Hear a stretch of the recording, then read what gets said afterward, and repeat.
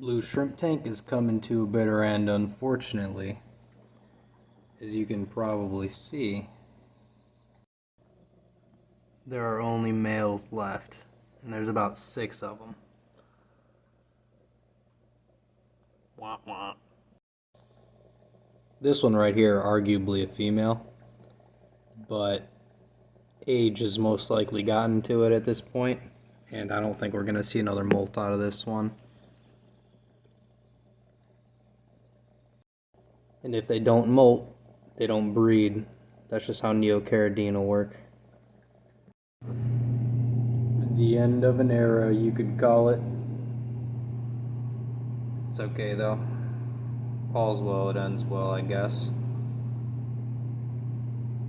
This tank is about 5 years old. I just did a reset on it not too long ago. You can probably tell because there's no algae on the glass yet. But I still got big plans for this tank. That whole back is going to be carpeted in Rotella. As you can probably see what I'm trying to do here. It's not there yet, but the vision is there. That's the idea. And I only had so much to work with. I got some growing in my other tank. I'll probably pull it out and put it in this one. And then trim that down and replant those as I go. But, you know, I still got these mystery snails here. These mono shrimp are kicking ass. They never stop eating. I threw a snowflake in there earlier. That's what's left of it. And if you don't know what a snowflake is, this is what a snowflake is.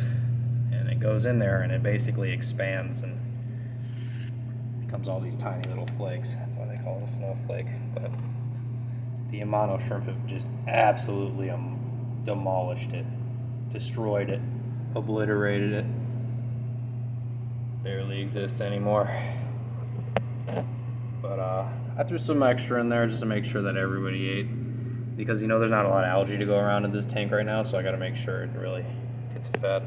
I don't know if you can see in the video, but there's a little dusting going on, just a little bit. Of course, I used the old filter, so you know you got algae on there. I used an old rock, and then I got this guy. It also has. It used to have tons and tons of algae on it, but those Amano shrimp have just absolutely destroyed every ounce of algae on this thing and left only a little bit in the cracks and crevices. So, you know, I gotta make sure there's plenty to go around. I'm gonna feed these guys about 4 to 5 times a week, and we'll see how they do. Yeah, as the same plans go for these guys. This is my other tank. I was talking about the Rotella. I was probably going to pull out. I'm thinking about pulling out that middle piece right there to leave a little feeding area for these guys so I can drop an algae wafer in there and just watch them. But there's only about 5 red shrimp in here. That one I think is buried. I can't tell. It's too early to tell. She looks buried to me, but she has a super deep red color, so you can't see through, so it's kind of difficult to actually see if she's buried or not, but I think she is. That one might be a male. Could be a female, though. Hard to tell. We'll see if she gets buried or not. But yeah, I'm just gonna keep feeding these guys until they multiply by the million billions. Got actually the same generation of Amano shrimp in the other tank, in this one. So they're about the same age. They eat as well. I put a snowflake in here earlier, like I was saying, and those guys, it's pretty gone. There was a lot more there when I threw it in there. Trust me. I don't know if I told you guys yet, but I got these Nerite snails. They're pretty badass. So the horns will fall off sometimes, but they'll just grow back bigger and stronger.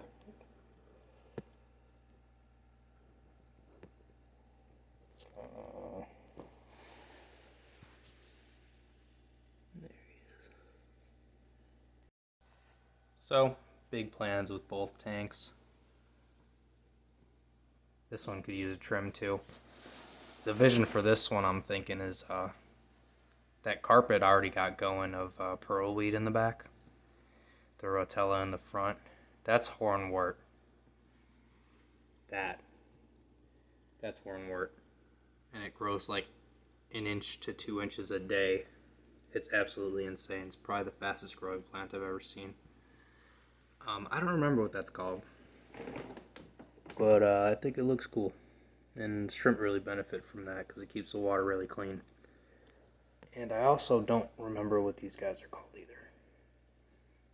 But they haven't really grown much. But they have not died either. They look like they're doing well. No melting or anything like that.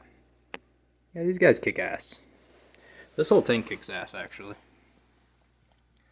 Never really had a problem with this tank. I had a few dead ones when they first came in, but that's because I ordered their shrimp in the mail, you know, and they get really stressed out when they go through the mail.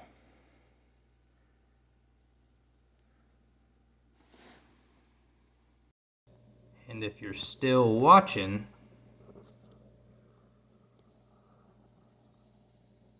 these guys are not coming to an end. I actually have more in the mail coming. Little boost to the colony. Get some females buried, feed them every day, and we'll see them multiply. We'll see how many I can get by the end of the year.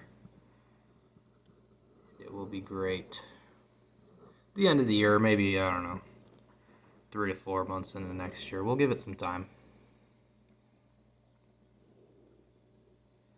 But if you guys want to see me do anything with this tank, anything short of putting fish in here that will eat my shrimp, let me know. You know, maybe we could go with a different species of shrimp.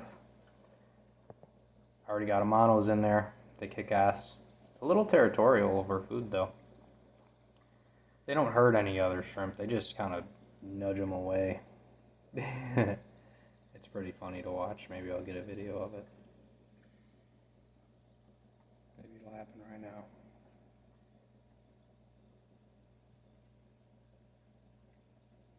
Or maybe not, but that's okay.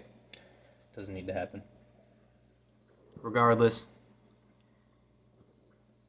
these guys' generations come to a bitter end, and we're going to throw in a new one. So, we're going to keep it the same color, obviously. I want good, nice blue coloration of these shrimp. I'm trying to make some high grades. And it's not a bad start. Considering that these are all males, they all really have some good color to them.